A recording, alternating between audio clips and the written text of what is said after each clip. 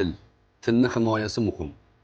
O'zbek tili davlat tili sifatida qabul qilingan va davlat maktablarida ham, xususiy maktablarda ham odobnoma darslari, tilga urg'u beradigan, til va adabiyotga aloqador narsalarga urg'u berish kerak deyman. Chunki farzandning shakllanishida u yodlayotgan lug'atni ta'siri bo'ladi.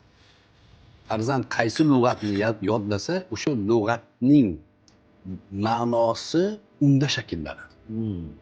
Masalan deylik, bir tilni bolamizga o'rgatdik.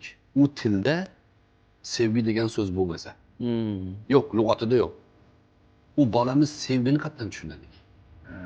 Mehr degan so'z bo'lmasa, vafo degan so'z bo'lmasa, hayo, ibo degan tushuncha bo'lmasa, u yodlayotgan tilda, u o'zlashtirayotgan lug'atda bo'lmasa, u bolada na vafo bo'lmaydi, na hayo va na ibo bo'lmaydi.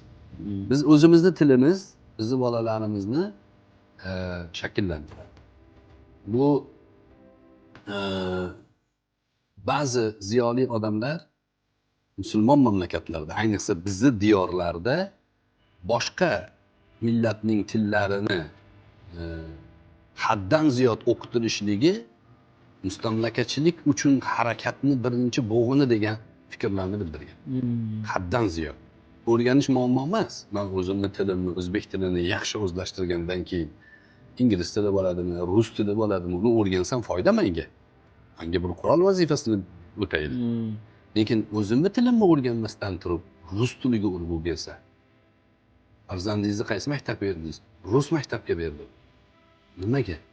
Chunki u yerda til o'rganadi. Sizni tilingiz nima bo'ladi?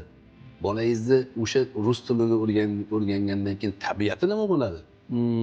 Madaniyat tushunchasi nima bo'ladi degan narsa tashvish bo'lish kerak.